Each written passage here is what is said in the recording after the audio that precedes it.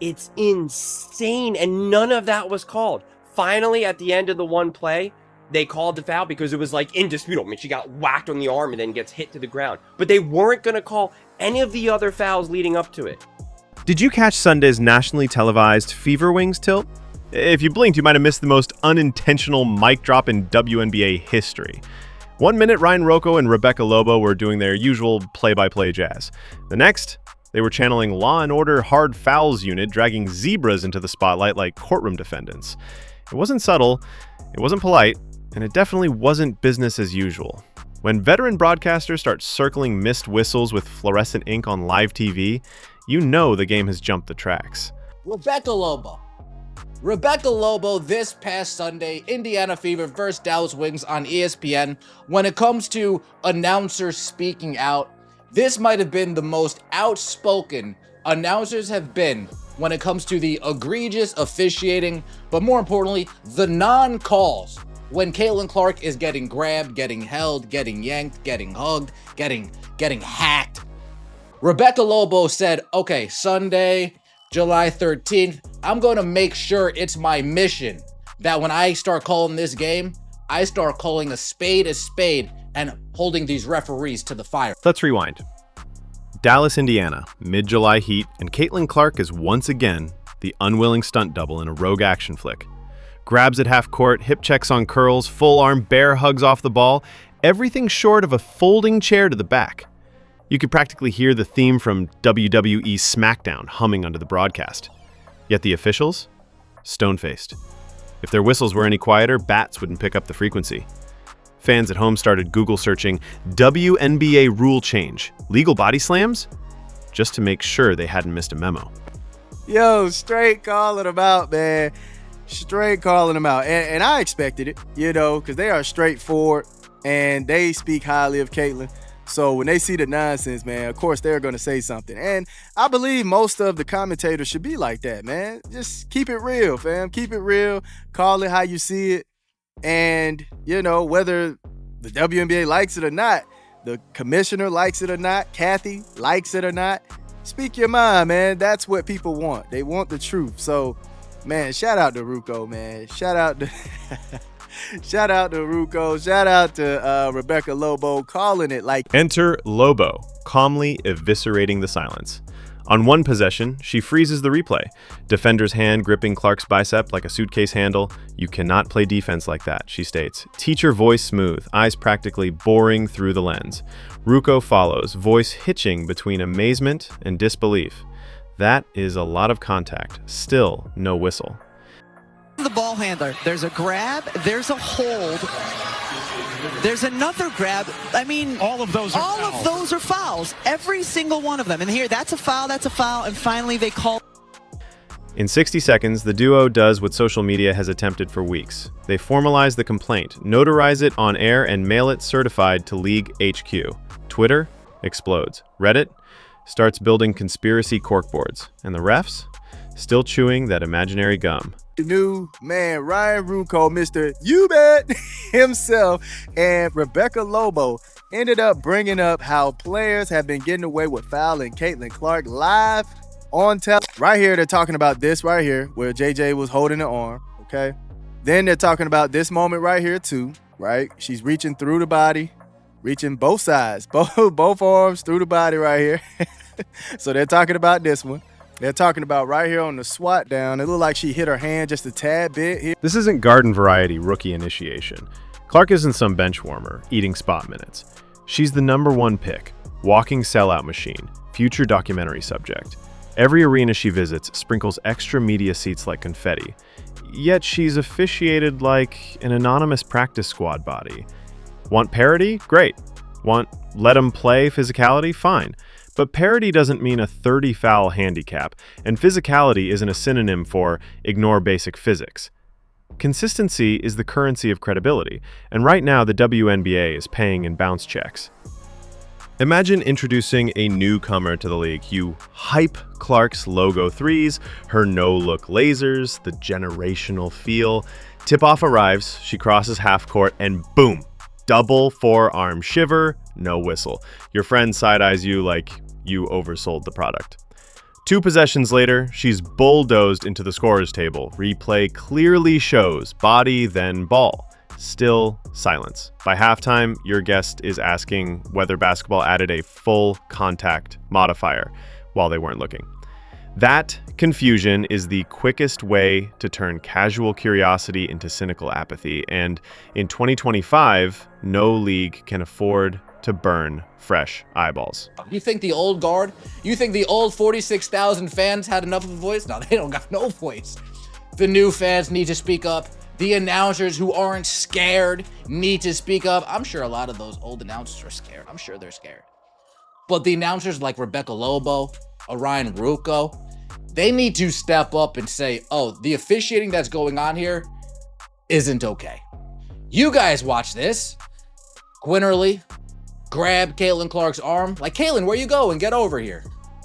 Oh, that's interesting. Why play defense when we can just grab somebody's arm, right? Interesting. Quinterly putting her hand around Caitlin Clark's waist. Valentine's Day was a few months ago. Sorry. Here's why Sunday matters. Broadcasters rarely torch officials in real time. It's an unspoken pact. Critique lightly, protect access, keep the machine humming. So when Lobo, Hall of Famer turned consummate diplomat, begins tallying arm bars like a forensic accountant, that's a 5-alarm fire. Ruocco, usually the picture of buoyant play-by-play, starts punctuating sequences with mid-sentence inhales that sound suspiciously like, "Are you kidding me?" gasps. Their candor didn't just spotlight Clark's bruises, it underscored a systemic issue every veteran has whispered about, but few have broadcast at volume 10. It's a foul as she gets body checked. That's a foul. That's a foul. I mean, it's not only until right now when she's finally whacked on the arm. I'm so happy that the broadcast team finally called it out directly. And it's so insane. And I talked about this in my video where I broke down the whole game. I mean, Enrique clearly fouls her, whacks her. Caitlin Clark gets fouled. I mean, just even right now, I actually kind of paused it perfectly, not even on purpose. You can see both hands on her body up against her chest. You can't play defense like that. I don't care what random person in the comment section tries to convince you otherwise. That's not defense. Add Paige Becker's pregame confession to the evidence pile. She admitted she's had to unlearn clean defensive fundamentals because referees reward hacking. Translation: textbook slides get you beat, two-hand shoves get you praise. If one of the most technically sound guards of her generation is recalibrating toward chaos, that's not physical play. That's institutionalizing bad habits. You might as well teach surgeons to swap scalpels for butter knives. Everyone bleeds, nobody wins. So guys, today we got to talk about something, and Paige Becker's in an interview literally exposed just how bad the referee's problem is. Like, she just exposed how bad it was in a pre-game interview for the game. I couldn't find the audio part of it, but Lobo Ruocco literally said she had to forget. So basically, she had to relearn how to play defense while fouling. So, you know, everything you learn about defense, how to play while not fouling, how to move your feet, how to do all this. She had to throw out all the good defensive fundamentals that she'd learned. And now she had to learn to go foul. The WNBA's 2025 marketing reel is glossy. Growth graphs, jersey sales, primetime slots. But highlight montages don't mask officiating glitches visible to millions in HD. You can't champion player empowerment while your most bankable star is turned into a crash test dummy. The disconnect breeds conspiracies. Did the league secretly memo refs to toughen her up? Is this anti-rookie hazing disguised as egalitarianism? Nobody knows. But the vacuum of transparency ensures the wildest theory gains traction. Silence, ironically, amplifies the noise. Data lovers, Clark ranks near the bottom of free throw rate among high-usage guards. Anecdotally, she leads the solar system in hardwood collisions. That delta is laugh-cry fodder for every couch analyst with a slow-mo button. When your foul ledger resembles a crime blotter, but the whistle count is pedestrian, something's broken. At best, it's incompetence. At worst, intent. Either way, reputation damage accumulates faster than Clark's floor burns. Ryan and Rebecca go and extend a rip at the foul issues. Absolute unbelievable criticism. For Paige to say she had to relearn how to defend to be less careful about fouling. That's not basketball. Like, people literally say, oh, it's physical basketball. No, you're just going around hacking people. You're just going around hacking people. That's not foul. That's not defense. Going around hacking people. Genuinely. Going around hacking people is not defense. That's not defense. Nobody wants superstar privilege. This isn't an endorsement for the James Harden whistle of yesteryear. But look around. A'ja Wilson brushes a defender. Automatic free throws. Breanna Stewart gets nudged. Tweet the scorekeeper. Clark, she can audition for American Ninja Warrior mid-possession, and the nearest official just recalibrates their Fitbit. The double standard is so blatant that even neutral commentators have started ranking it on the "you cannot be serious" scale. Consistency shouldn't be a luxury item. It's the foundation of competition. Here's the nightmare scenario. Clark tones down her aggression to avoid injury. Fans sense the throttle, ratings plateau, momentum stalls. Or worse, she gets sidelined by a cheap shot that should have whistled 2 quarters earlier. Headlines shift from record viewership to litigation chatter. Sponsors flinch. Growth narrative derails. I don't think her importance is overstated. I think she's a singular force like we've never seen before in the women's game, in particular in the women's college game. And we've had great players. We just haven't had this mix of a player who does something we've never seen before in the women's college game in terms of the logo threes. Every time the stakes raise and it feels like, oh, geez, there's got to be a lot of pressure on this kid, a lot of pressure, she meets. All because the league brushed aside a solvable problem. Officiating isn't a Rubik's Cube. It's training, accountability, and willingness to blow the darn whistle. Fix it before the price tag balloons. Solutions aren't rocket science. A transparent last 2 minutes report for every national game, tech-assisted flagrant reviews, public referee grading with consequence tiers, and mandatory midseason clinics emphasizing guard on-ball contact.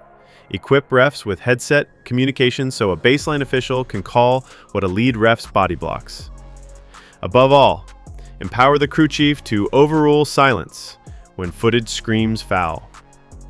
The NBA has tinkered for years. The W has the blueprint. Borrow it, brand it, roll it out. Fans will forgive mistakes. They revolt at denial. Let's also address the elephant in high tops, gendered perceptions of toughness. When a men's star gets hacked relentlessly, networks discuss protecting the face of the league. When Clark eats elbows, some pundits chirp, "Welcome to the pros." Physicality shouldn't be code for diminishing women's pain thresholds. Basketball glory isn't measured by bruise polygons. Skill, finesse, strategy, those are selling points. Gladiator cosplay? Hard pass. Until HQ course corrects, Lobo and Ruocco remain the unofficial guardians of sanity. Their measured outrage validates fan frustration and pressures decision-makers without torching the league they clearly love. They're threading a diplomatic needle, criticize enough to spark change, but not so much that casual viewers bail. In a media era of shoutcasts and hot-take pyrotechnics, their calm, evidence-backed dissent feels revolutionary. It's also a service. By narrating the chaos honestly, they keep the tent intact until the ringmaster patches the leaks. So here's the ass, striped shirts. Let the whistle breathe. Enforce the rulebook's plain language. Hand checks, holds, hacks. Fans don't want a Clark bailout. They want fairness. Call it for Arike, call it for A'ja, call it for Caitlin. Consistency is equality's twin. Show us you can raise both. Because if the league's big picture vision is sellouts, broadcast extensions, and cultural cachet, officiating can't be the punchline of every highlight reel. Nobody pays premium prices to watch chaos masquerade as competitiveness. Sunday's telecast turned the spotlight into a floodlight, and what it revealed wasn't grit, it was negligence. Fix the whistles, protect the product, and let the stars decide games with talent, not tolerance for body blows. The clock's ticking, Stripes. Blow it, or get blown up in the conversation. Your move.